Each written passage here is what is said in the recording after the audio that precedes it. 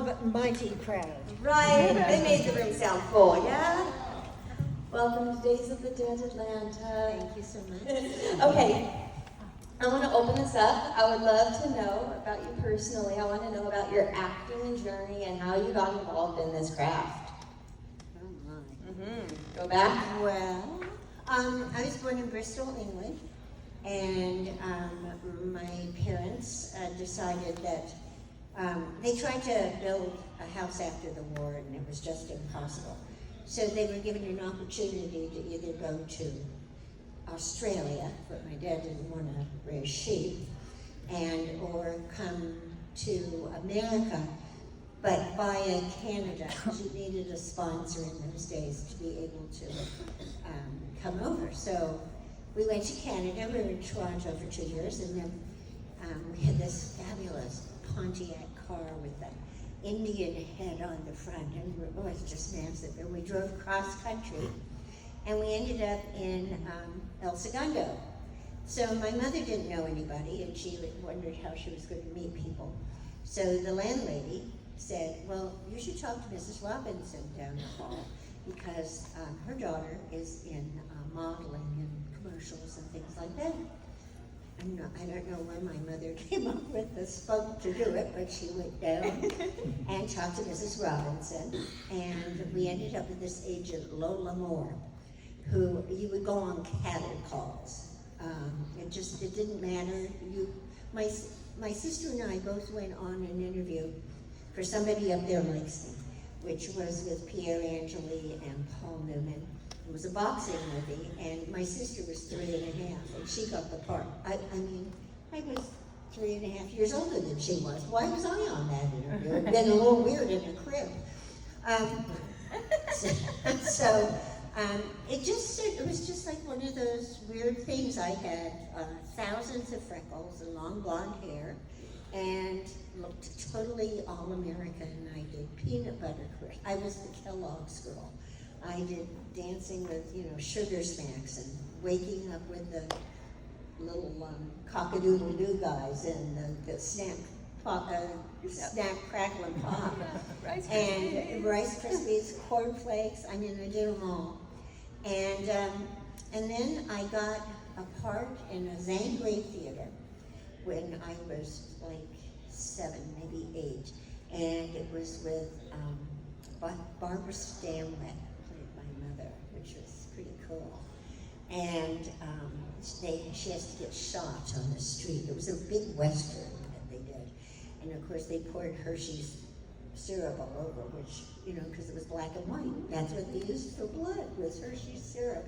It was just so, it was fascinating. I just loved it. I was in tons of the Leave It to Beavers. I was Violet Rutherford. I gave Beaver's First Kiss, and I actually played several parts in that. And then I got this movie called The Children's Hour with Audrey Hepburn and Shirley MacLaine, and from that, Alfred Hitchcock saw me and cast me in The Birds, and then I did Spencer's Mountain, and I don't know, I've just been doing this now for the last 60 years. And here we go. Now, you mentioned that you looked all-American. Did you happen to have an English accent like your folks, or no? Yes, as a matter of fact, my sister, when she got Danny Thomas Show, or Make Room for Daddy, she would go, we're home now, we can be dirty again. Go, no, it's dirty. We're home now, we can be dirty again. No, dirty. So she had to learn how to go, get rid of that. And we did, doing commercials, I just had to react, so I didn't. But yeah, we sort of had to have it beaten out of us a little bit. But I didn't know we got the hang of it pretty soon. But then later on, I did a movie over in England called Inserts with Richard Dreyfuss, and Bob Hoskins' first movie. And that, I was supposed to be American, so and being British, I have dual citizenship, and so it was great. My former colleague loves Inserts, has a huge poster, loaned me the DVD, so I watched it. I never heard it, and I thought, this is different. It's wonderful. It was X-rated at the time, which is totally stupid. Right. It's just because of the C word that they use.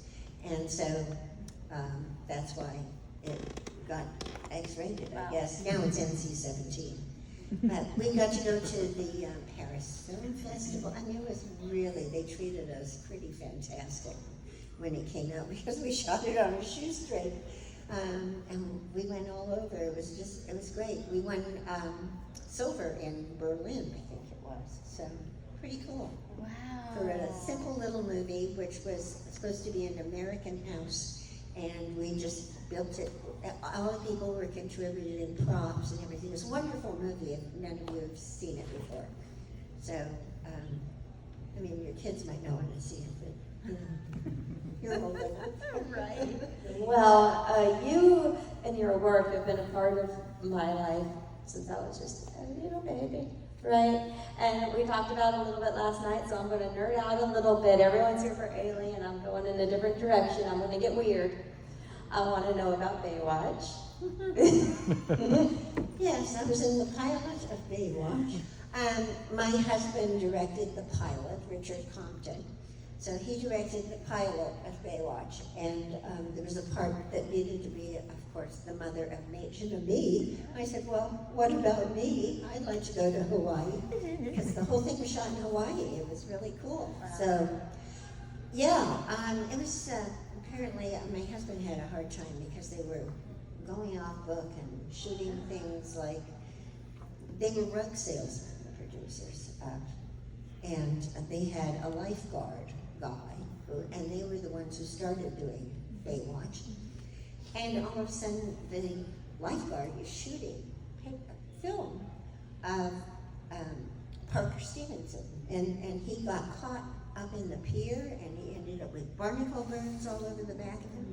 Of course, nobody bothered to ask Richard. That's against Director's Guild rules. I mean, there were major problems. So that was real, because that was part of the storyline. So that was real? Yeah, that was Oh real. my goodness. So it was pretty interesting. But Hawaii's beautiful. Yes. All right, moving on, Touched by an Angel. Okay. Beautiful episode. It was a really beautiful episode, I thought. I really enjoyed doing it, and it was one of my, I don't know, I felt really emotional about the whole thing. I thought it was, Patrick Flannery, what's his name called?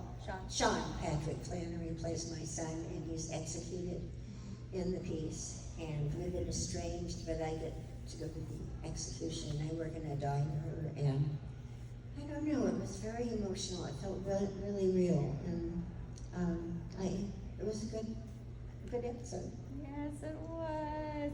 I may or may not own all the Touched by an Angel seasons on DVD, but I rewatched that episode recently, and I cried like a little baby. It still holds up. It's been 20 years. It still holds up. It does. You know? So. Yeah. All right, now horror, of course, is why we're here, and I love Candyman too. Oh, Candyman too. Can we talk about your experiences? Do you have any fun stories or not fun stories about Candyman 2? Candyman 2 is directed by Bill Condon, who is just, oh God, he's such a wonderful director. I did a thing called Dead in the Water with Bill, and with Brian Brown, and I was supposed to be this sort of cougar woman who was after Brian Brown. It was a hoot of an episode if anybody, it's Dead in the Water, I mean. But, so Bill, I did that, then went and did Candyman 2 for him, and it was kind of weird walking, you get hooked and you have to die and stuff like that. It was like, how do you do that, It was an experience, so. Because you're not like getting physically something, I had to fall down the wall, I had to do the wall thing. It was cool, it was very cool. And then I did another movie with Bill. So I've done 3 things with Bill. So What was the other one? The other one was Kinsey. What was that about? Kinsey. It was about the sex, Liam Neeson plays my son, who's 3 years younger than I am. And then we had, and John Lithgow was his father, who I think he was the same age as Liam. It's amazing what they can do with makeup and everything like that.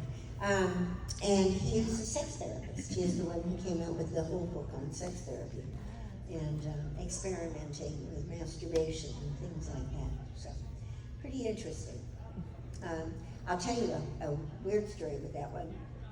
They had to do befores where you were really young, which was in the late 1800s. And I had a dress that was a corset, you know, so that it was, well, I was out with some friends. And because I used to live in New York, and it was out with some friends, and we went, and we had a few cocktails, and it started to rain, which I didn't realize, and I slipped, and I hit a fire hydrant, and the underwire of my bra broke 3 ribs. So, fortunately, I had a day off, so I went to St. Vincent's when it was still there, and of course there's nothing you could do for broken ribs, but I told our costumer, I said, I've broken 3 ribs. He goes, no one will ever know. And they put me in the corsets and they corseted me up. They casted you in. Yeah, he just stuck me in there, and then I had to hold a 3-week-old baby. And I thought, oh gosh, please baby don't wake up. Please baby. The baby never woke up. Oh, was I pleased, because that would have been really bad. So Bill never knew that happened, and then I saw Bill when I was in New York a year or so ago, and I told him that story. He never knew, and Phil never told him. Oh. So that's pretty cool. Wow.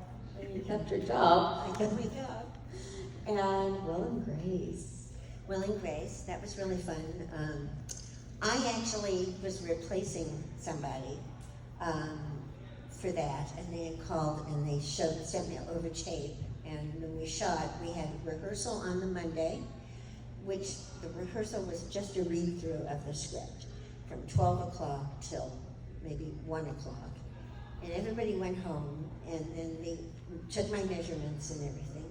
The next day I went in, and they got me all dressed up, we blocked everything, and we shot that night. So on that Tuesday night, we shot that entire scene, the entire show. Wow. So I was really impressed with myself. You should be. Had you done a lot of sitcom work before that? I did a few things. I was on that, what was that? Leo, George and Leo, which was Judd Hirsch and Bob Newhart, who was just passed. And I was Jason Bateman's mother in that. And I hadn't done that much comedy. Not on stage I had, but not on TV. But I thought it was pretty fun. You were. You were. The show had great writing and amazing talent, amazing guest stars. Hello. And last but not least, Body Snatchers, man. Oh, Invasion of the Body Snatchers. Such a good... Phil Kaufman, absolutely fabulous. Oh. And then I did The Right Stuff with Phil, and also a movie called Twisted, which is very weird, but... Was it Twisted? It was very twisted. Invasion of the Body Snatchers, we shot it all up in San Francisco, and I was supposed to run these mud baths. Yes. And Jeff Goldblum was my husband. So this was before we even started shooting. They took us off to Dr. Bryan's, which is a mud bath place up there. It's amazing how many people do these mud baths. I mean, there's all these people. I mean, they think it's great for their systems and everything. Well, they hose you down. You get naked and they hose you all down like vigorously and put you on a huge big, which looks like a big pizza pallet, which is this big wooden pallet, and they kind of go like this and shove you into this huge bath of mud. And you're sort of, okay. And then she starts throwing it on you, and she says, move around. And you're like putting it on yourself.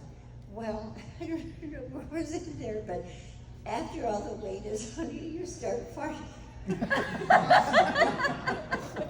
Because of the weight and the heat. Well, as you start moving around, there's these, I was assuming they were like hunks of lava, but you weren't quite sure. And it's this big brown mud, and you're up to your neck in it. moving around in this stuff. It was hysterical.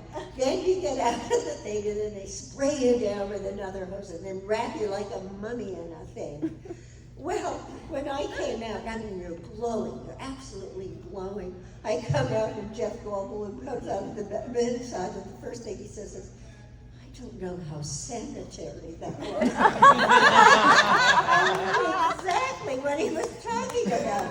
Oh my God, that was a trip and a half. So then we go and we start shooting the movie, and then when they did have the mud bath, they had a lot thinner mud. It wasn't thick like that. But they sent me off. I got to do Swedish massage, so I was doing Swedish massage on all my friends. I did Chris Lloyd. I did Swedish massage on him, and Jack Nicholson. I roped him in. I roped all these people into giving Swedish massage. I get down to the set, and here's this enormous man. I couldn't even get my hands over the top of myself. How am I supposed to do Swedish massage on him? But it worked out okay. So they gave you real massage training? Yes, real massage training. Really? Yes, I did. Yeah. So aside from the massage training, how did you prepare for that role emotionally, physically? Did you see the original? Oh yes, with big corn cobs. Yeah, that was a bit ridiculous. I mean, people walking around with big corn things with stuff hanging off of them. This I was did love interesting. the homage to the original, though, with Kevin McCarthy running up the street in the beginning. That was a beautiful touch. Yeah, that was great. And then if you watch it, you can see somebody, a priest swinging on a swing. That was Robert Duvall. So all these people were coming in, and one in little tiny. She's the one who didn't believe that. Why are we always assuming that things come in metal ships? I mean, why do we assume that? I mean, they could be living amongst us, and I was the wise one. Again, here I go, alien too. Nobody believes me. And so it was really a wonderful part, and I did not expect the end. And Donald Sutherland, he just was a hoot and a half to work with. I was telling a couple of people, he insisted on having curly hair for this role. And so he had his hair set every day in pink permanent rods. So when all of our rehearsals was dark in pink permanent rods. It was just absurd. It was like, what are we doing here? Anyway, at lunch, of course, he took him out, and we were up in San Francisco, so it's damp. So he had to have it redone in the afternoon. So finally, about 3 weeks before the end of the movie, he finally got a perm. He didn't want to ruin his hair, and hence, twice a day, you put permanent rods in your head. But it looked cool for the part. He liked it. He had this like curl. He was just wild. He was just such a treat. He took Brooke and myself, his women, out to the top of the mark and to buy a champagne. We were going to have champagne. And so he ordered a bottle of Cristal. And so then they come back and they said, "Oh, I'm sorry, sir, we don't have any Cristal." He goes, "All right, come, ladies. Thank you." Up we go. We go off to another hotel to see if they had Cristal. He said, "Is there any champagne you can possibly drink?" I said, "Oh, okay, it's really good. Expensive, but good." So, yeah, he was just wild. And he's so gangly. He was so gangly and running downstairs, and everybody had their heart in their throat thinking, "Oh my God, is he going to fall over or something?" Because he was just like a big gangly giraffe. I mean, it was unbelievable. But he was very cool. Everybody was very cool on that movie. It was great. Any memories of Leonard Nimoy? Leonard, I didn't have that much with Leonard. I had 2 scenes with Leonard. But he was very nice, totally composed, and just, he was very sweet. So. Okay, alien time. Wanted to ask a question? No, I was just having a sip. Oh, you were having a sip. Thank you. All right. I thought that was a quick. He's just eager alien time, yeah! How did Alien come into your life? What was your audition like for that? Well, I auditioned actually in LA for the part of Ripley. And then I was going over to England. And so I said to my agent, would you check and see if that part is gone? Because if it hasn't, I'd like to audition in England. So I did. I went in and I auditioned for Ridley in England, again, as Ridley. And then came back to the States, and then I found out that I got it. I assumed for the part of Ridley. Much to my surprise, I get over there, and I went with my boyfriend, who was Jack Nicholson's chef. They were doing Shining over there. And so his mother had an apartment there. So we go over, and I'm staying there, and I get a call from the wardrobe department that said they want me to come in and do my wardrobe for Lambert. And I said, no, I'm Ripley. And they said, no, you're Lambert. I said, all right, let me find out about this. I called my agent. He said, no, you're Ripley. Then I called the producers and I said, I've never even read this part from, the script from the part of that crybaby. And so I would have to reread the script again. So I reread it, and I thought, well, I have to fight against her being a crybaby. So if you think about it, she's the only wise one. She says, let's draw straws, let's get off the ship. The shuttle's too small for all of us. Let's see who can be in there. So I think she was pretty wise. I ended up with being Lambert, but I understand that she's sort of what the audience was feeling. So yeah. I am the voice of the audience, in case you didn't know that. I remember my son is here, and I remember he wanted to watch it. He was 11 years old. He decided he'd watch it in the morning. It took him 3 mornings to watch it. And he's 6'7" now. So, but that was always so. Well, you get to the breakfast scene and you go, well, I think I'll watch the rest of it tomorrow. And so then the next morning he would come out and you'd watch a little bit more. Finally he got through it, and then you watched the whole thing. But I think just the thought of it was, too much or something. So, well, we were never given a premiere for it. I mean, it was very odd. I mean, it was a tough shoot. It was very tough. I mean, those sets were enormous, and everything was connected. I mean, when the spaceship, you had the engine room, and you had to walk through the engine room to get to the cafeteria part and to the hospital part. It was very claustrophobic, and it was a tough shoot, but it was worth it, I guess. Yeah. Everybody seems to be really pleased with it. You have a legacy. I have a legacy. Yeah. We have one right there. Mm-hmm. Yeah, I want to know if you have any behind-the-scenes stories, any or all stories about the real hero of the film, Jonesy. I don't. I didn't work with that cat. No. That wasn't my thing. But I was supposed to, they never shot my death. And my death was supposed to be up in a locker, like this locker that he used to hide in, go up into the locker, Jonesy. That was supposed to be my death, and the alien was supposed to drag me out. But we never shot it. Instead, a couple weeks later, because I kept saying, when are we shooting my death? And they had me hung on a meat hook with a lovely jock strap. That they insisted, they wanted us to wear at one point, the point where the little thing opens up, and we're all now in little white boxers. And and I had to be the model for this horrible thing, so I guess they figured they had to get some use out of it. And that was interesting, because here we shot it, and then all of a sudden somebody comes along and says, well, we lose 6 countries if we see women's nipples. Oh, wow. So they stuck white tape around both Sigourney and myself.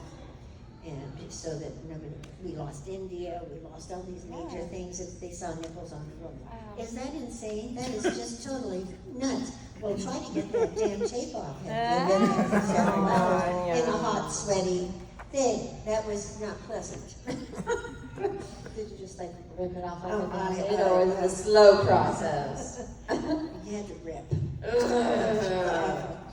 was terrible. Anyway, but I don't have any real stories of Jason. And your son's like, Mom! Oh, he's okay. He knows me. Did yeah. you meet Giger on set? Yes, Giger was on And set. what was he like? Well, he was very weird. He was very weird. He would always wear black, and he had a cape that had purple lining. And he was originally, the first time you saw him, was putting on the suit for Balaji, who was our alien, who was 7 foot tall, like he was from the Maasai tribe. So his arms were so long, and his hands were like below his kneecaps. And so by the time they put the gloves on him and everything like that, well, of course, he had to walk around in the suit. Actually, Tom is the one who said he needs to be able to sit down and suggested building a swing. They had a special swing so that Balaji could sit down, and he had enormous feet, and he'd always be wearing crisp white teddies or blue teddies. I mean, so he would have this alien thing with big white teddies on the bottom. It was hysterical. But Giger was around a lot of the time, and just making sure that because all of those sets were him. I mean, they gave us a whole set of prints, which was really nice at the end, and they were all numbered. But what was I going to do? Where am I going to put them? Is big vaginas hanging on my wall? I thought, no, this isn't really my cup of tea. So I did sell them. But I got $9,000 for them, so that was good. Yes, I always heard the rumor that you were not told about the chest burster scene, so the reaction would be real. So my question is, was that really true? And if so, how in God's name did you not break character? Well, it was in the script, that, and actually we needed to see what it looked like, because Sigourney and I were supposed to have a scene together where it's supposed to have already come out.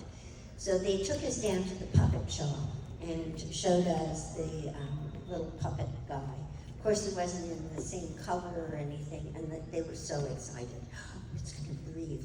Watch it breathe, and they're there with the pups and the things.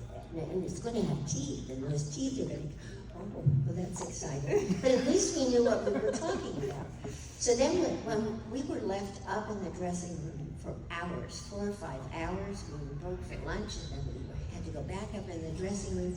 Harry Dean was sitting in the hallway playing a guitar, and everybody was like, what the hell is going on? Finally, they take us down, and John was there with a fake chest, and of course it was stuffed with all sorts of guts and stuff. But what our initial thing was, you got onto it was all draped in plastic. Everything was plastic, and this big bucket of offal was there, which made you gag as you walked in. Oh, it's disgusting. Anyway, we get in, there's 4 cameras, everybody has raincoats on, it's a little suspicious. And they started to shoot, they said, okay, this will be coming through. And of course, what the reactions were one-off, they were.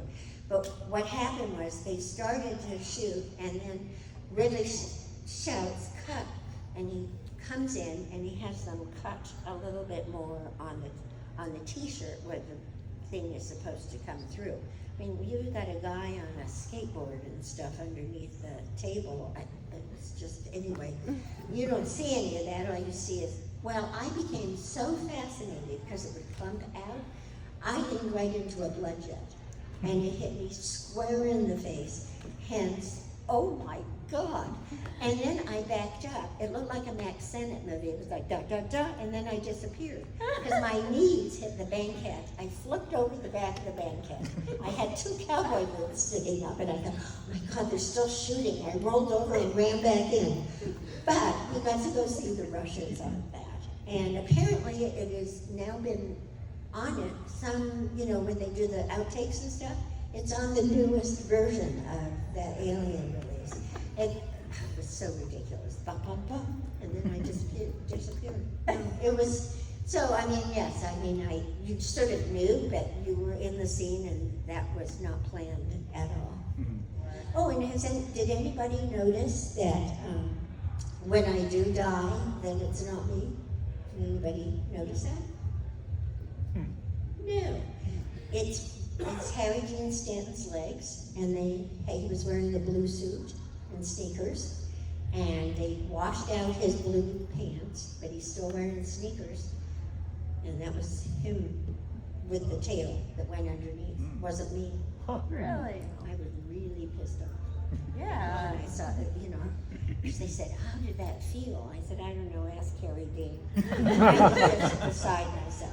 But, not that many people noticed, but now you'll notice. Well, now I'm gonna watch just Yeah. for that. Yeah. Not me. Yeah. Okay, well, now that we're on the things coming out of the stomach, I'm gonna go ahead and shoot off to another movie, which the Eastwick. Oh, yes. Okay, that's not considered a horror movie per se, but the scene of you with the cherry pits was absolutely a horrific thing. Can you explain how the process went through and how was that a difficult scene to actually shoot? Well, we shot for 5 days, that particular scene, and they did actually have buckets of cherries, and they put it in some sort of, whatever that preservative is, that's that slimy, clear stuff. So, I would put it on me and stuff like that and spit the things out. But when they had made a mechanical body of me, so I had to go in originally and have 12 death masks made in different positions so that they could make this mechanical body, which is in the movie for like half a second. And then they decided not to use it because they kept breaking down. But here I am, 12 hours getting these masks made and throwing up positions, and the slime is going up, and they're going, you're doing great, you're doing great. And by the end, they're giving me margaritas. I'm sucking through a straw because I have 2 up my nose. I mean, it was just absolutely nuts making this thing. I survived, but they thought I'd been beaten when I went into the next day to get my insurance. They privately asked me if I had been beaten lately because all of this sucks, the latex sucks everything out. I had 2 bruises like this, looked like somebody had shoved me against a wall. And so I said, I guess it was the death masks, which is such an interesting, weird thing. So then when we did the scene, when we shot different parts of it, and me growling and doing all of that stuff, then they had a tube that went up my skirt and down into the pit of my hand here, so that when I throw up, it would, come out. And so that was the first tape that you saw was, and all of that stuff. So then they decided that they would shoot it again, and so they had to wash my hair, they had to get me all organized again. That took about an hour. So off we go to shoot the scene again, and I thought, like, this is nothing came out. Well, all of a sudden there was huge panic on the big tanks where they were pumping it from. They turned it up, and all of a sudden my hand went boom, like this. It was tied to my arm. It shot over the back of the set. Cherries were flying everywhere. I wiped out the camera because I couldn't control my arm. So all of those things where you see the China objects flying all over the place, that was my arm wiping them out. It was absolutely insane. It was just, we were all in hysterics afterwards because it was the most ridiculous thing. You just go, boom, like this. And literally, it shot over the top of the set. It was so stupid. But anyway, it was great. It was really such a fun part. I mean, so rarely do you get a fun part like that you get to play and sort of just be nuts, It was great. I loved it. I loved every minute of it. And I guess Jack, I had done Going South with Jack. I don't know if any of you had seen Going South. But apparently, the book has the character much older. She's an old, uptight person. But Jack always thought of her as the 4th witch because she knows what's going on, and the minute she tries to express it to anybody, he starts having the witches do things That's to a them. theme with your characters. Oh yeah. So, but Anyway, oh, a fun thing about Witches of Eastwick. When I fall down the stairs, I had worked with our Rochester, who was our sound man before, and we were having lunch, and he had decided to have ribs.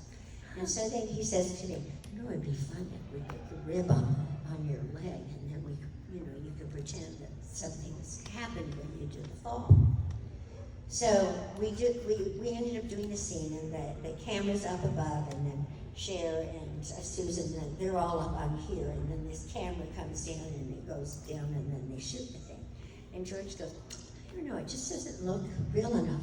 I said, Art has ribs for lunch. So that's what they did. And I had been in an accident in 1981 where I have scars on both sides of my leg, and a bone came out of my leg.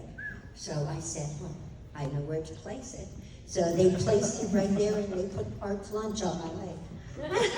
So it was like the bone came out. Oh. And the interesting thing, when I was in that accident, it was amazing how controlled I was. I didn't scream, I didn't cry. I saw the bone, I knew it wasn't right. So I picked up my leg and pulled as hard as I could and pulled the bone back in. So when that whole scene happened, and I say, I think I broke my leg, there wasn't a panic. And I thought, well, I guess I was in that accident for a reason, because that's how you act, you know? So many weird things. Same thing with Alien. Your nervous system protecting you. Yeah, I guess so, because, you know, you go in a state of shock. And so the shock takes over, and you just start acting very reasonable. I mean, that guy, that asshole, he was backing his car up, so it looked right that he hadn't driven me off the road, because he wanted to pick up a hooker, and saw a hooker, and she was praying for me. I said, oh, fuck the praying, get over there and, you know, get him to stop moving the car. So, I mean, it was totally ridiculous. And he was an anesthesiologist to boot. Oh my God. Yep. So they assumed he was right, and it ended up we couldn't find him, and I had to go and have all the screws and everything taken out about a year and a half later, 2 years later, and go to Lucy's El Adobe, which was this famous French restaurant. It was a taco Mexican restaurant. And we had gone there, and I'm standing in line, and my husband looks at me and he goes, what's the matter? I said, that's him. And he walked into the restaurant. I guess all the blood drained from my face. So we kept an eye on him, and we followed him like Nick and Nora Charles. And we tracked him down, and we called the detectives, and they tracked him down, and he had sold everything, got rid of it. He had been doing operations without talking to people, pre-ops, nothing. Drunk on the job, yeah.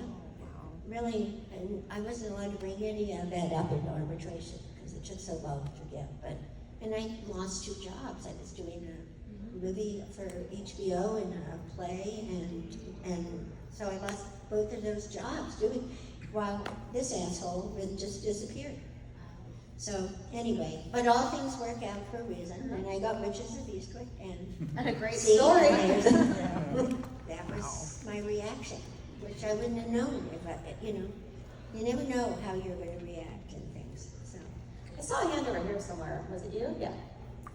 You just signed an action figure of yourself for me. oh yes. How does it feel to see yourself, you know, in video games and shows?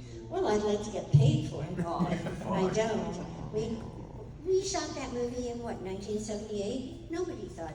It was 13 years later, wasn't it? 13 years later that, what's his name, did the sequel, Cameron did the sequel? 7. So, I mean, nobody thought at the time of doing action figures or anything like that. So, it's kind of cool to see it. There is one of me screaming, I know. My son went to try and find it, but it all sold out. So. I don't have one. We'll find one for you. Just wondering if you have any fondest memories of working on Twilight Zone. Twilight Zone. Twilight Zone. Well, I actually got to see Rod Serling do his piece. He apparently did it every week. Wow. He comes in, he sits on that stool, and he was kind of behind a curtain, and so I got to watch him do his little spiel for that particular episode. That was cool, because I used to watch it. But apparently he came in every week and did one. So that was cool. And smoking a cigarette. I mean, unbelievable. He never had a cigarette out of his hand. But it was a fun experience doing that. So. And there's one back there. I was going to ask if you had any memories or of your experiences working with Audrey Hepburn. Yeah. Well, that movie, The Children's Hour, was very special. She was lovely. She had a little Yorkie Terrier, I remember, that she used to walk around with all the time. She was very, didn't talk much, just very sort of sweet and kind, and the one that got me though was Shirley MacLaine. So she was sort of my inspiration for even staying in the business and wanting to do it. It was interesting doing that part because, of course, I don't know if you've all seen it, but it's about lesbians. And my mother, we used to take little acting classes, and I had Frank Wyka and Bill Lockwood. And Bill Lockwood used to do the musicals and the singing classes and stuff like that. And so a lot of people pulled their kids out of that movie because of what the subject matter was. And my mom said to us, this was 1961, which she's Catholic. I mean, it was pretty amazing. She goes, oh, it's just like Frank and Bill and two women. Now, that was pretty amazing for that period of time. Well, it occurred to me that I didn't see anything wrong with that. I mean, I love Frank and Bill, so that seemed all right. So when I do tell the lie, I'm actually telling the lie. But Shirley MacLaine, when I had a big breakdown scene, she came over and she hugged me and she goes, oh, that was so wonderful, honey. And she just sort of, I remember sitting and watching her do wardrobe. And she was on a sort of a pedestal thing where she would have to turn slowly so that they could, see it. Because those are the days they used to put everything on film so they could see what the costume looked like and everything like that. And she was cracking the crew up. She was talking to the crew. We were told not to hang out by Shirley because she used that language. But I just thought that was so fascinating and how everybody just loved her. The crew loved her, and I thought, that's what you've got to do.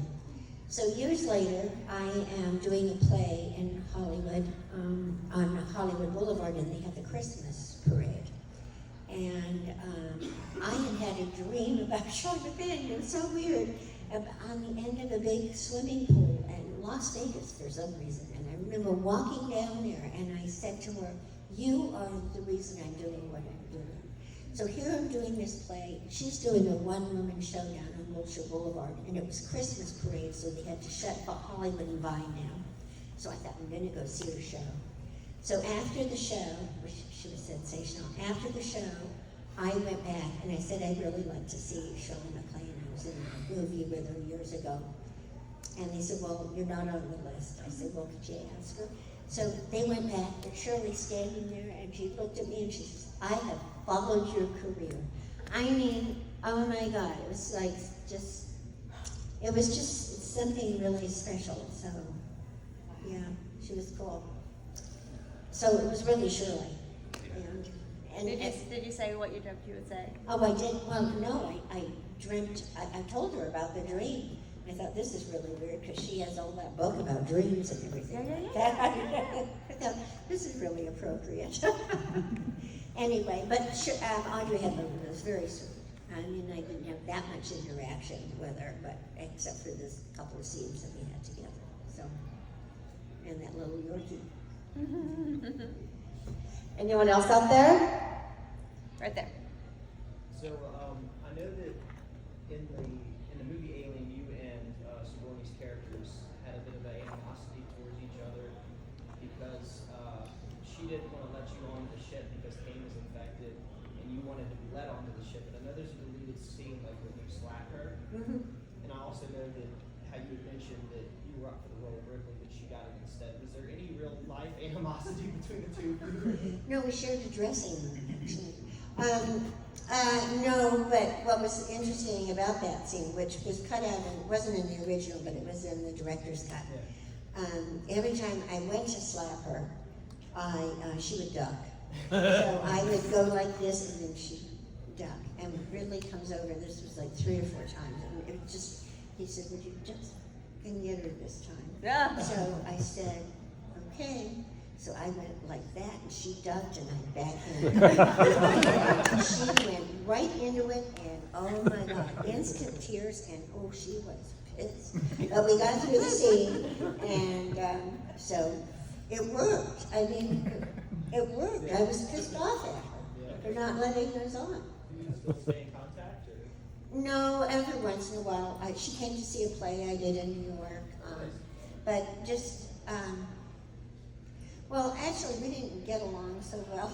That's what I was wondering. If that's the case. And so I got a call. I don't know. I was in New York visiting friends, and I don't know how she got the phone number or anything, but she called and apologized because I told her I thought she was being an asshole, and that she just thought she was better than any of us, and there were only 7 of us, and she really didn't have the right to do that.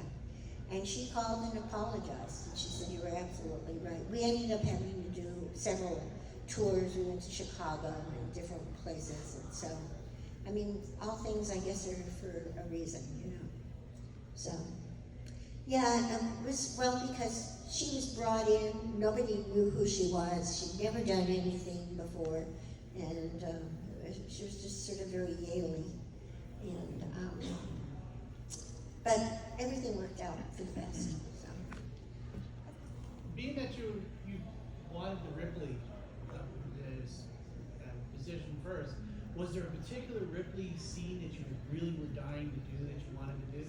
I can't remember what the scenes were. We had to do several scenes, and they were all Ripley. I mean, that's all I auditioned with. I can't really remember what they were now because I ended up being Lambert. There's no. You can't cry over spilled milk. To do? I'm sorry? Is there one that, like, if your positions were worse, you said that I really wished I had been able to do that one? No, I didn't bother to think of it after I became Lambert. I know you were dirt.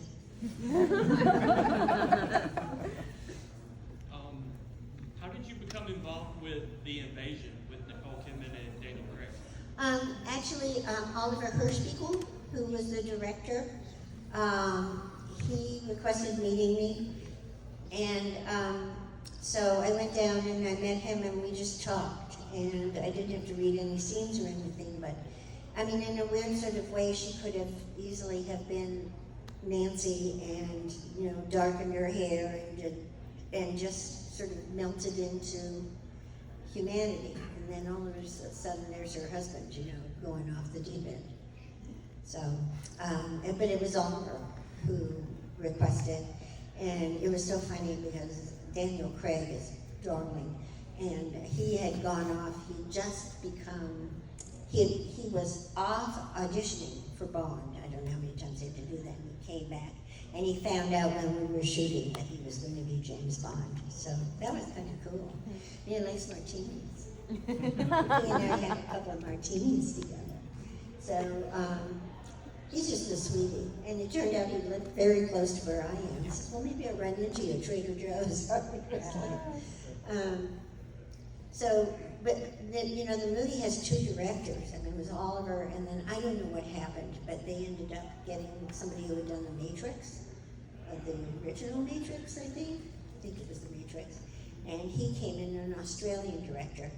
And I don't know what they did. They reshot scenes and stuff like that. And reshot my scene and all these different scenes. And it looks kind of lopsided, I think, the movie. I don't know whether you found that. Like the grocery store scene it seems like there were parts and then other parts, and it was like 2 different movies somehow. So, I don't know, I don't think it did very well, did it? Boo. Okay, last call for questions before I wrap us up. In the back. On the birds, did you celebrate a birthday on the birds? I did my 13th birthday on the birds.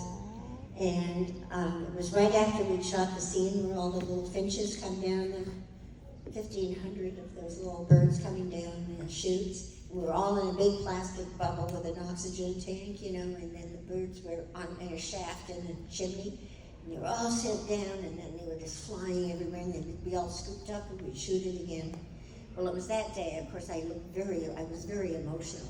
And they take me to another part of the set, and the entire crew's there, a huge big cake, and Alfred Hitchcock, and Jessica gave me a sweater, and Tippy gave me lovebirds, and then Alfred said to his assistant, Peggy, and she handed him a piece of whiteboard with a black crayon, and he wrote, "To the woman I love, Veronica," then drew his face and signed it. So I have that in my office.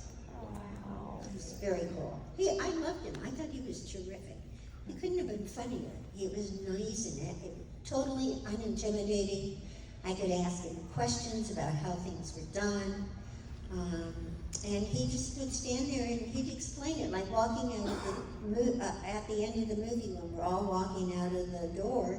There was no door, and I said, "Well, there's no door." He says, "Well, how would I shoot you with that? Because I can't have a door, I wouldn't be able to see you." So he says, "Let's show it, Rod." So Rod Taylor mimes the whole thing, and he leans down, he sort of turns the knob, and he goes like this, and this shaft of light goes on her face, and then all of a sudden it's light. And he says, "You see, Veronica, that's the magic of movies." I mean, he just, I don't know, he was never intimidating. I could ask anything about the birds on the jungle gym, or birds on the wires. So many of them were fake, and that there were all sorts of real birds too. And I said, "Well, people notice?" And he goes, "Well, your eye sees movement, and you assume everything is alive. And to this day, you can watch that jungle gym. You can't pick out the ones that are fake and which ones aren't. I mean, your eye does tricks for you. It's the same thing in Psycho. Never saw a body being stabbed. You just assumed it. It was all those quick cuts of, your imagination does all the work, and that was a big thing for him. And when we did Alien, Ridley studied Alfred Hitchcock. So much stuff was like Alfred Hitchcock. You never see that alien in the beginning. It's just something. What is that? What's up in that rafters? Parts of it. You never see it until the end. The unknown. And then it's all of a sudden, you've built up such anxiety about what it is. And one of the scariest scenes is the one where she's in the shuttle at the end, and he's right behind her. And all the pipes and everything like that, and then he just steps out. That's really scary. That was great. But Balaji was unbelievable. He could twist himself into positions with that suit on and that huge head. At one point, he wanted to put maggots in there, like brain. He goes, "Well, I'm not sticking that on my head. I drove it. Enough is enough." And they have big boxes of blue and red and white maggots. And they show a shot of it, but they weren't able to put it on his head. He said, "Forget it. You're paying me enough to do that." All right, last audience question, gentlemen, they got right there, yeah.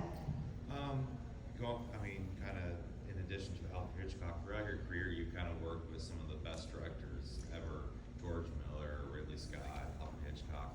Do you have a favorite? Well, George was great. George was a lot of fun. No, I don't really have a favorite. I worked 3 times with Phil Kaufman. He's absolutely divine. He really knows how to work with actors, which is really great. Ridley never really talked to us the whole time he did. We were pieces of scenery that he sort of moved around. Ridley's eye is to do visual, and so he just got a really great cast together and could trust us, and to do things. That was our directions, I couldn't slap her. Just fucking get her this time. To Yaphet, he'd say, "Just piss her off." And so the scene where it was terrible because Yaphet loved things like this. The scene where Dallas is dead and she's now captain of the ship, and so she came in, and there had originally been sort of a little intimate scene between them to and they decided they just didn't need it, so it wasn't even shot. And but she was coming off of that, and I'm captain of the ship, and she was very weepy and everything, and the pilot would just bang down his gun and go, "Oh, fuck you," and then he'd walk off, and so he just started getting more and more pissed off. I mean, and at one point he says, "I'm black as can be, and I have an entire following, and you're standing there saying, I could be a captain of this ship." Oh, he just was terrible. She was getting angrier and angrier. So finally he comes in and she says, "I am the captain of the ship and this is what's happening." And if you watch the movie, he slams the gun down and he goes, "Okay." I mean, but his direction was, piss her off. That was his direction. I mean, things like that would happen all the time. That was Ridley's, how he directed. So, I finally got to talk to him one day when we were in the shuttle, because he didn't talk very much. He was just, he would work constantly, I mean, hours and hours. It was the only set I'd ever been on where people struck. The entire crew struck. They gave them a week's warning. We said, we're shutting down at 5:30 on Friday night, so just so you know, because they had to wrap in an hour to wrap up, and then they had to drive an hour and a half to get home. We were out at Shepperton Studios. It wasn't near anybody. And so that night came along, and they waited until the scene was finished, and then they said, "Okay, boys," and everybody just started wrapping up. And producers came flying down. "What are you doing? What are you?" They said, "No, this is what we told you. We're taking our time."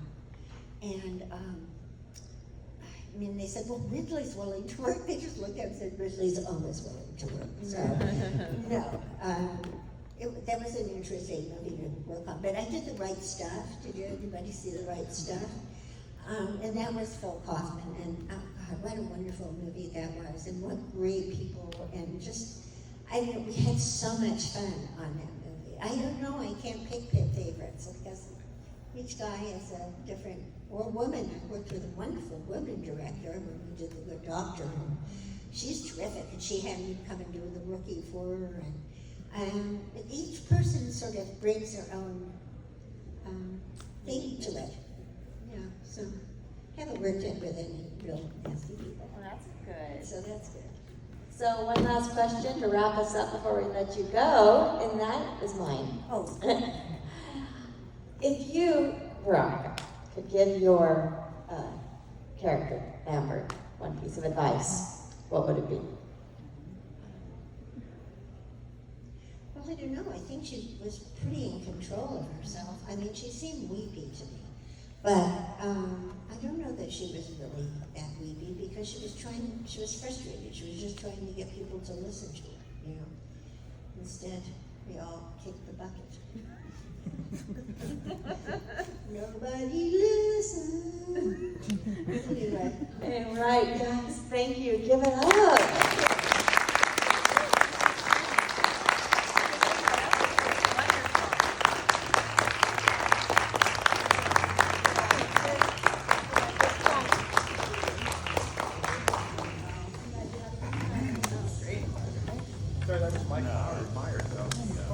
I'm like, what the hell is that?